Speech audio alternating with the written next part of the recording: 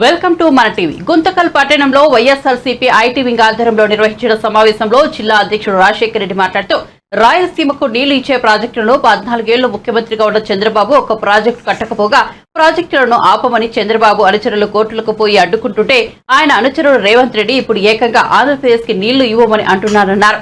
హైదరాబాద్ వేదికగా కాంగ్రెస్ టీడీపీ పార్టీలు కుమ్మక్కయ్యి ఆంధ్రప్రదేశ్ నీటి వాటాలపై హక్కులపై నీళ్లు రాకుండా ప్రాజెక్టులు కట్టకుండా అడ్డుకుంటున్నారన్నారు.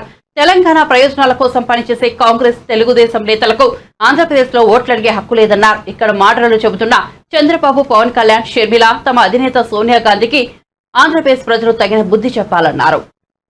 తెలంగాణ ముఖ్యమంత్రి రేవంత్ రెడ్డి గారు మన రాయలసీమ ఎత్తిపోతల పథకం గురించి లేదంటే రాయలసీమకు నీళ్ళు ఇస్తుంటే దాన్ని ఆయన ఏడుస్తా ప్రెస్ మీట్ పెట్టాడు. ముఖ్య ఉద్దేశం ఏమంటే రాయలసీమకు సంబంధించిన నీళ్ళ విషయంలో గత ప్రభుత్వ హయాంలో 5 సంవత్సరాల్లో ఒక్క పని కానీ జరగలేదు. దాంతో తెలంగాణ వాళ్ళు వాళ్ళ వైపు ఉన్నటువంటి ప్రాజెక్టులన్నీ పూర్తి చేసుకున్నారు. దాంతోపాటు గత 14 సంవత్సరాలుగా తెలుగుదేశం ముఖ్యమంత్రి అయినటువంటి చంద్రబాబు నాయుడు ఒక పథకము లేదంటే ఒక టీఎంసీ కూడా రాయలసీమకు నీళ్ళు ఇవ్వకపోవడం కారణం వల్ల రాయలసీమ ఈరోజు చాలా నష్టపోతూ ఉంది. కృష్ణా జలాల్లో ఆంధ్రప్రదేశ్కి దాదాపు 66% వాటా ఉంటే తెలంగాణకు కేవలం 34% వాటా ఉంది.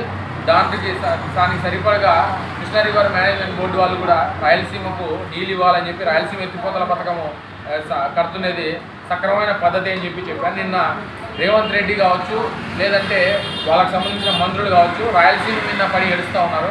రాయలసీమలో తగ్గడానికి కూడా నీళ్ళు లేవు. దేశంలోని అత్యల్ప వర్షపాతంలో అనంతపురం జిల్లా 2వ స్థానంలో ఉంది. కాబట్టి రాయలసీమ ఎత్తిపోతల పథకాన్ని మన ముఖ్యమంత్రి గారు వస్తానే వెనువెంటనే దాన్ని తీసుకొని వచ్చి మన ప్రాజెక్టుని పూర్తి స్థాయిలో నిధులు కేటాయించి తీసుకొని పోతుంటే ఇక్కడ పక్క చంద్రబాబు నాయుడు కోర్టు కేసి దాన్ని అడ్డుకోవాలని చూశాడు.